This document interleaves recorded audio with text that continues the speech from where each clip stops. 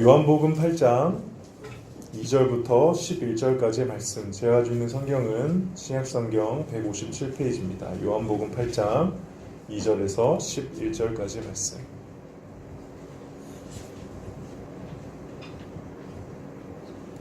우리 한 절씩 교독하고 마지막 절을 함께 읽겠습니다. 제가 먼저 읽겠습니다.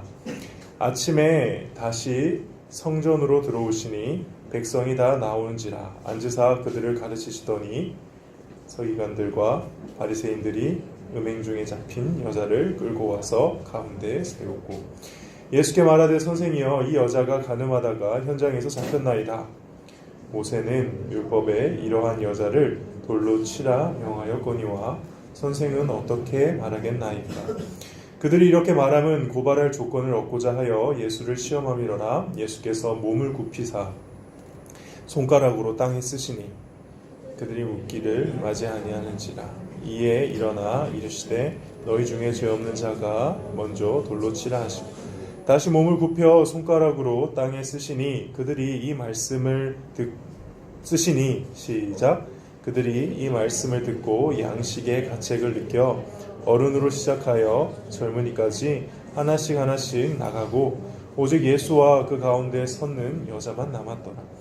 예수께서 일어나사 여자 외에 아무도 없는 것을 보시고 이르시되 여자여 너를 고발하던 그들이 어디 있느냐 너를 정죄한 자가 없느냐. 우리 다 함께 읽겠습니다. 대답하되 주여 없나이다. 예수께서 이르시되 나도 너를 정죄하지 아니하노니 가서 다시는 죄를 범하지 말라 하시니라. 아멘. 왜 교회 다니는 사람들은 이중적인가요? 라는 말씀의 제목을 가지고 함께 은혜를 나누기를 원합니다. 이번 주에 좀 놀라운 일이 하나 있었죠. 놀라운 일이라니 좀 그런데 낙태죄가 헌법 불합치 판결을 받았습니다. 태아의 생명권과 여성의 그 자기 결정권의 문제라고 하면서 뉴스나 신문을 많이 봤을 겁니다. 이제 오해하고 있는 것 중에 하나가 이게 태아의 생명권을 무시하는 내용은 아니고요. 이게 태아의 생명권이 지금 과도하게 여성의 자기 결정권을 침해하고 있기 때문에 이 부분을 조금 바로잡을 필요가 있다라고 이야기한 것입니다. 그래서 태아의 생명권이 여전히 존중되고는 있는데 이제 어디까지 어떻게 여성의 자기 결정권이 존중돼야 되는지에 대해서는 이제 아주 좋게 말하면 진보적인 결정이 내려졌죠. 그러니까 본질은 이건 것 같아요. 원치 않는 임신이 많아질 정도로 이 한국 땅에는 성관계가 만연해 있고요. 두 번째는 한 여성이 한 여성이 아이를 낳는데 거기에 대해서 이제 국가와 남자들은 전혀 책임을 지고 있지 않는 분위기고, 그래서 여성이 아이를 낳을 수 있는, 특히 이제 임신한 여성 중에 미혼모나 원치 않는 임신을 했을 때 그 여성이 아이를 낳을 수 있는 사회적 환경이 정말 아니기 때문에 혼자서 많은 것을 포기하고 감당해야 되는 그런 상황이라는 것까지는 이 사건의 본질인 것 같습니다. 그래서 근데 그 해결책에 있는 부분이 조금 다른 것 같아요. 저는 제가 봤을 때는 이거는 국가와 남성의 책임을 강조하는 방향으로 가야 된다고 생각을 하는데, 그리고 실제로 많은 선진국이 그걸 먼저 선행하는데 이번에는 낙태를 22주까지 허용하는 방향으로, 그러니까 낙태죄가 죄가 아닌 것으로 설명하는 방향으로 좀 초점을 맞춰서 이야기가 흘러가고 있죠. 다음 장면 넘어주실까요? 저희 보면은 낙태를 하게 되는 많은 이유 중에 절대 다수가 보면 사회활동에 지장이 되고 자녀 계획상 원하지 않고 경제상 양육이 어렵고 파트너가 원하지 않고 파트너가 관계가 불인데 저쪽에 다 몰려있죠. 결국 저 말은 이제 사회 경제적으로 이렇게 여성이 도저히 아이를 이렇게 낳을 수 없는 그런 상황에서 결정을 그렇게 한 거다라고 이야기를 하는 것 같아요. 이걸 보고 나쁘게 볼 건 아닌 것 같아요. 여성을 그렇게 내몰고 있는 사회긴 하거든요. 근데 이제 이거에 대해서 어떤 교수님이 글을 쓰셨습니다. 제가 근데 이걸 읽는데 조금 가슴이 먹먹했어요. 제가 한번 좀 읽어볼게요. 잘 안 보이죠? 중간부터 읽겠습니다. 하나님께서 성을 만드셨으며 성활동에 의해 생명이 잉태됨을 믿는 자들은 성행위의 책임 윤리부터 말하는 게 종교인들의 할 일이다. 낙태만 갖고 여성들에게 생명이 어쨌네 저쨌네 난리 피지 말고 저급한 성윤리 의식부터 반성하라. 가부장 종교 역사는 하나님이 주신 성을 사적으로 은밀하게 취급하면서 성적 타락에 이르자 성 혐오를 여성 혐오로 바꾸어 약 100만 명 가량의 여성들을 마녀로 몰아 잔인하게 고문하고 죽여놓고선 터진 입이라고 생명을 논하는가.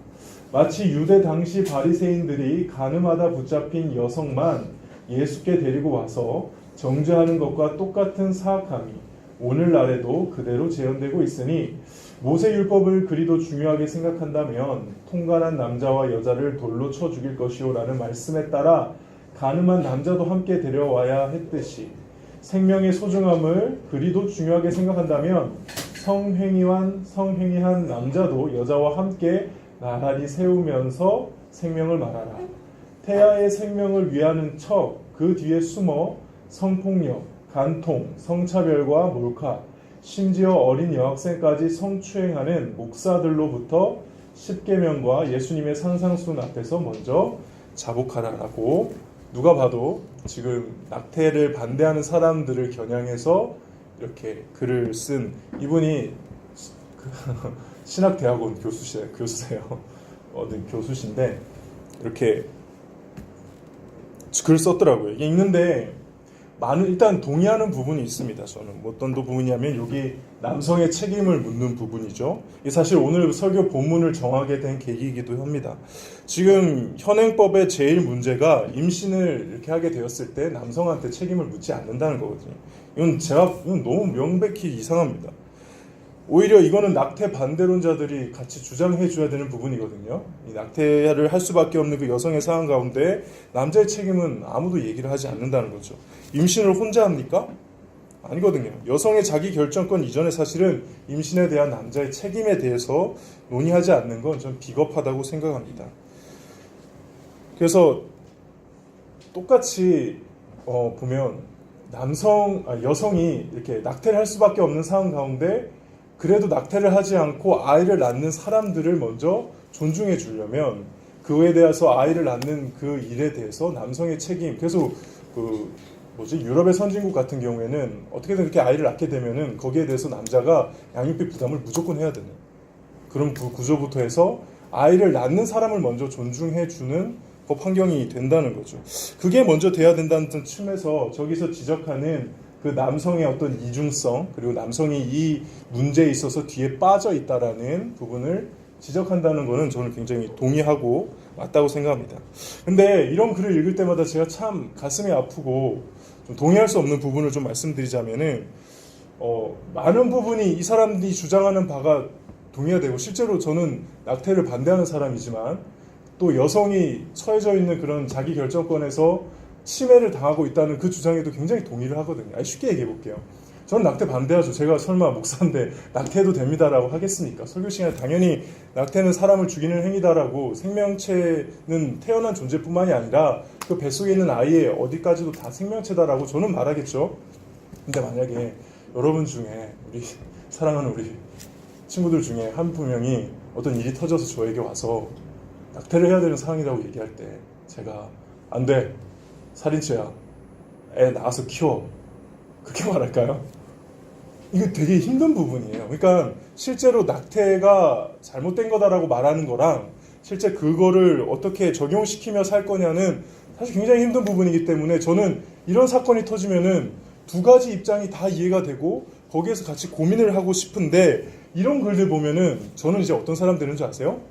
이 말에 따르면은 낙태를 반대하고 태아의 생명에 대해서 좀 고민하고 생각하는 사람은 저급한 성윤리 의식을 가진 사람이 돼버리는 것 같고, 성혐오를 여성 혐오로 바꿔서 100만 명 가량의 여성을 마녀로 죽인 사람처럼 돼버리는 것 같고, 태아의 생명을 위하는 척하면서 뒤로는 성폭력과 간통과 성차별과 몰카하고 여학생들을 성추행하는 사람과 제가 동일시되는 느낌이에요. 이걸 읽고 있으면.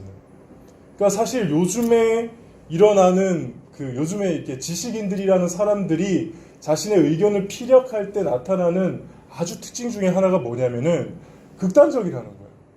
그 중간에 좀 같이 고민해보고 생각해볼 여지가 많음에도 불구하고 너 이렇게 생각해? 그럼 넌 이런 인간이야 라는 메시지가 자꾸 이렇게 들린다는 거죠. 여기에 어디에 정말 생명을 존중이 여기는 마음으로 태아를 죽이는 거에 대해서 좀 고민하는 사람들의 입장이 배려되는 말이 있습니까? 그냥 그런 사람들 다 저기서 강간하고 나쁜 성윤리를 가지고 있는 그런 사람과 동일되는 것처럼 표현하잖아요. 아니, 낙태를 반대하는 게 남자만 있습니까? 여자도 있죠. 낙태를 찬성하는 사람이 여자만 있습니까? 남자도 있거든요. 그러니까 이거는 사실 그렇게 한 입장만 극단적으로 강요할 부분이 아니라 같이 고민하면서 어떻게 이게 사회에서 실현될 수 있을까를 생각해 볼 수 있는 여지인데, 소위 말해서 정치인들도 그렇고 이렇게 이 부분에 대해서 좀 전문적인 지식을 얘기하셔야 되는 모든 분들이 극단을 자꾸 얘기한다는 거예요. 이 반대도 마찬가지예요. 낙태를 이제 반대하시는 분들이 주장하는 게, 낙태하는 여자들은 전부 다 생명 윤리를 어기는, 정말 그냥 낙태하고 싶어가지고 자기 인생 마음대로 살고 싶어서 태아를 소중히 여기지 않는 그런 사람으로 매도한다는, 그거 아니거든요. 낙태를 하고 싶은 사람이 누가 있겠습니까? 그러니까 이거는 극단의 문제가 아니라 좀 그 안에서 중간에서 같이 합일점을 찾아가고 고민해야 될 부분인데, 이거를 강조한다는 거죠. 한쪽만 이렇게 취한다는 거죠. 저는 이게 좀 불편합니다. 이런 글들이. 한번 보세요. 요즘에 보는 글들이나 주장들을 들어보면은 이렇게 한쪽으로 얘기하고 너 이 편 아니야? 그럼 넌 이런 인간이야. 이렇게 얘기하는 것 같다는 거죠. 두 번째, 제가 이제 동의할 수 없고 좀 불편한 게, 오늘 이 설교를 하기 전에 이야기를 하는 이유가, 이쪽에 좀 오늘 본문이었죠. 유대 당시 바리새인들이 가늠하다 붙잡힌 여성만 예수님께 데려와서 정죄한 것 같이라고 하면서 성경 구절을 갖다 썼잖아요.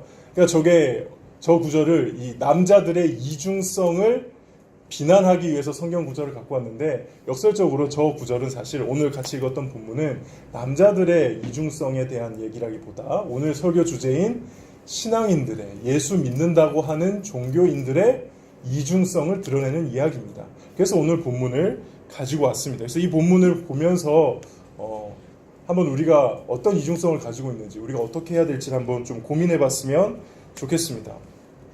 도입이 되게 좀 생뚱맞지만 한번 좀 얘기해 봤어요. 자, 우리 성경 본문으로 들어가 볼게요. 이거 넘겨주세요. 없애주세요. 네. 예수님이, 오늘 본문의 이야기는 우리가 잘 알고 있습니다. 예수님이 백성들을 가르치고 있는 순간에 이 서기관들과 율법학자들이, 또 바리새인들이 한 여자를 잡아옵니다. 그리고 그 여자를 잡아왔는데, 알고 봤더니 그 여자가 뭐 하던 여자였습니까? 간음하던, 음행하던 여자였습니다. 근데 음행은 혼자 하나요? 아니죠. 남자 어디 있어요? 아까 교수님이 지적한 부분 일리가 있습니다. 이 남자가 어디 있죠? 아마 먼저 혼자 도망갔거나 비겁하게, 아니면 이 남자는 귀족이거나 이방인이거나, 하여간 남자는 처벌받지 않고 여자만 잡혀온 되게 이상한 상황입니다. 그리고 이 여자를 잡아와서 정말 이 여자의 잘못에 대해서 고치거나 뭐 판단하는 목적이 아니라 어떤 목적으로 데려왔어요? 예수님을 시험하는 목적입니다. 4절과 5절 보시겠습니다. 성경을 보세요. 예수께서 말하되, 선생이여, 이 여자가 간음하다가 현장에서 잡혔나이다. 모세는 율법에 이런 여자를 돌로 치라 명하였거니와 선생은 어떻게 말하시겠나이까? 그러니까 당신은 로마법을 지키는 사람입니까? 율법을 지키는 사람입니까? 그래서 로마법을 지켜서 사람 죽이는 거는 내가 못하니까는 죽이지 마라라고 하면은 이 사람 율법을 어기는 사람이다라고 말할 수 있고, 율법을 지켜서 사람을 죽이라라고 하면 어떻게 됩니까? 바로 로마법을 어긴 거기 때문에 감옥에 가게 만들려고 하는, 나름 함정을 파놓고 예수님께 질문을 했습니다. 그래서 6절에 그 목적을 대놓고 말하죠. 그들이 그렇게 말함은 고발할 조건을 얻고자 예수를 어떻게 함이라? 시험함이로라. 근데 예수님이 이 시험을 받을 때 되게 이상한 행동을 하십니다. 어떻게 하고 있습니까? 손가락으로 숙여가지고 손가락으로 땅에 씁니다. 손가락으로 땅에 씁니다. 뭐라고 쓴지는 알지 모르겠어요. 뭐라고 쓴지는 알지 못합니다. 근데 엉뚱한 반응이죠. 질문을 했으면 답을 하셔야 되는데 대답을 안 하시고 이렇게 글을 쓰세요. 계속 글을 쓰고 있으니까 재촉합니다. 어떻게 할까요? 어떻게 할까요? 빨리 답해서요. 아마 이때다 싶었나 봐요. 드디어 걸렸어. 너 말 못하는 거 걸렸어. 그러면서 막 공격을 하니까 그 유명한 말씀하시죠. 뭐라고 합니까? 너희 중에 죄 없는 자가 먼저 돌로 치라. 진짜 기가 막힌 말씀 아닙니까? 이런 말씀과 비견할 수 있는 게 그 구약의 솔로몬의 재판 알죠? 두 엄마가 이 아이 내 아이입니다 그러고 왔는데 아이 반으로 갈라라 해버리는 그런 판결처럼 정말 기가 막히게 명확한 진짜 어떻게 이런 지혜가 예수님께 있을까 싶은 말씀을 하시죠. 그리고 근데 더 중요한 건 뭔지 아세요? 그러고 나서 또 뭐 하세요? 뭐죠? 손가락으로 땅에 쓰세요. 성경 구절 잘 보세요. 손가락으로 땅에 보세요. 근데 이제 재밌는 게 여기에 대한 반응이 그들이 9절 이 말씀을 듣고 어떻게 해요? 양심의 가책을 느껴 어른으로 시작하여 젊은이까지 하나씩 하나씩 나가고 오직 예수와 그 가운데 섰는 여자만 남았더라. 그래서 어떤 사람들은 추정합니다. 이 예수님이 쓰신 내용이 아마도 이렇게 아무 말 안 하고 쓰고 있는데 그 돌 던지려고 온 사람들이 딱 봤는데 자기 죄를 이렇게 쓰고 계시는 거예요. 이사무엘 너 그때 이거 했잖아. 막 쓰고 있으니까 오케이 죽이자 그러는데 찔려가지고 갔다라고 상상력을 발휘해서 추정하는 사람이 있는데 저는 전혀 근거가 없다고 생각하진 않아요. 어쨌든 예수님과 누구만 남았습니까? 여자만 남았어요. 그때 예수님이 이렇게 말씀하십니다. 10절, 11절 우리 다 함께 읽어보겠습니다. 10절, 11절 시작. 예수께서 일어나사 여자 외에 아무도 없는 것을 보시고 이르시되 여자여 너를 고발하던 그들이 어디 있느냐? 너를 정죄한 자가 없느냐? 대답하되 주여 없나이다. 예수께서 이르시되 나도 너를 정죄하지 아니하노니 가서 다시는 죄를 범하지 말라 하십니다. 자, 오늘 이 성경 말씀을 읽는 방법은 세 가지입니다. 첫 번째, 솔로몬처럼 지혜로우신 예수님이구나. 정말 통쾌한 예수님의 한방을 보았다라고 읽는 그냥 재미있는 이야기로 읽는 겁니다. 성경에 보면은 바리새인들이 예수님께 한방 먹는 장면이 많이 나오죠. 그 중에 하나로 와 예수님 멋있다 그러고 넘어가면은 돼요. 그럼 누가 이제 이렇게 읽는 거는 어느 수준일까요? 네, 초등부 수준. 초등부에서는 이렇게 읽으면 돼요. 예수님 진짜 지혜로우신 분이구나. 예수님이 이렇게 내 삶에 풀 수 없는 문제를 풀어주시는 분이구나. 이렇게 읽어도 됩니다. 이게 첫 번째 읽는 거고요. 근데 두 번째, 오늘은 이 두 번째 부분을 좀 나누고 싶습니다. 바로 종교인의 이중성에 대해서 반성을 하는 거죠. 예수님은 정말 죄 없으면 돌로 쳐도 된다고 말씀하셨죠. 그러면 그 자리에서 죄 없는 사람이 돌로 치면 되잖아요. 그렇죠? 근데 아무도 돌로 안 쳤습니다. 그럼 무슨 말입니까? 거기 서 있는 사람들, 돌 들고 와서 서 있는 사람들, 바리새인들, 서기관들조차도 누구랑 다를 바 없는 존재라는 거예요. 거기 있는 여자랑 다를 바 없는 존재라는 겁니다. 차이는 무엇입니까? 들켰나 안 들켰나 차일 뿐이라는 겁니다. 근데 예수님에 의해서 어떻게 된 거예요? 들키게 된 거죠. 이중적인 신앙인의 특징이 무엇이냐? 안 들키면 괜찮다고 생각하는 겁니다. 안 들키면은 죄를 안 지은 거라고 생각하는 것이죠. 다른 사람들에게 그리고 돌을 던짐으로 다른 사람들의 잘못들, 다른 사람들의 죄를 실컷 비난하고 욕함으로 내가 더 의로워질 수 있다라고 착각하는 것입니다. 저는 이게 기독교인의 이중성에 대한 답이 여기 있다고 생각하는데 대표적인 예가 동성애 문제가 그렇습니다. 여러분들 당연히 저는 목사니까 동성애에 대해서 좋게 얘기할까요? 나쁘게 얘기할까요? 성경으로 봤을 때 죄라고 얘기할까요? 죄라고 얘기하지 않을까요? 당연하죠. 저는 죄라고 말씀드릴 수밖에 없습니다. 근데 제가 보는 거는 이 동성애를 반대하는 기독교인들의 모습을 면밀하게 살펴보면 그 사람들 진짜 열성적으로 동성애에 대해서 반대하거든요. 그리고 동성애에 대해서 아주 죄임을 주장하는 거를 되게 자신감 있게 얘기를 해요. 왜 그럴까요? 왜 그렇다고 생각하세요? 여러분들 그런 생각해 본 적 없어요? 다시 말씀드립니다. 저는 동성애 죄라고 생각합니다. 근데 제가 관심을 갖는 거는 동성애를 죄라고 주장하는 사람들의 모습을 잘 보면 되게 너무 자신감이 넘치고 이건 죄입니다 막 그러면서 때리는데 그거 왜 그런다고 생각하세요? 사투리가 나오네. 저는 이렇게 생각해요. 자신들은 동성애의 죄를 안 지을 자신 있거든요. 그렇지 않나요? 동성애 죄는 제가 평생에 죄를 많이 짓겠지만 저 절대 안 지을 죄 하나 있어요. 뭔지 아세요? 네, 동성애입니다. 네, 저는 여자가 좋습니다. 이런 변태 같은 소리인지 모르겠는데 그래서 동성애 죄를 안 지을 자신이 있는 죄, 그러니까 내가 안 짓는 죄니까 뭐라고 할 수 있는 거죠. 저는 그게 있는 것 같아요. 근데 제가 질문을 드려볼게요. 동성애가 왜 죄입니까? 징그러워서? 에이즈를 확산시켜서?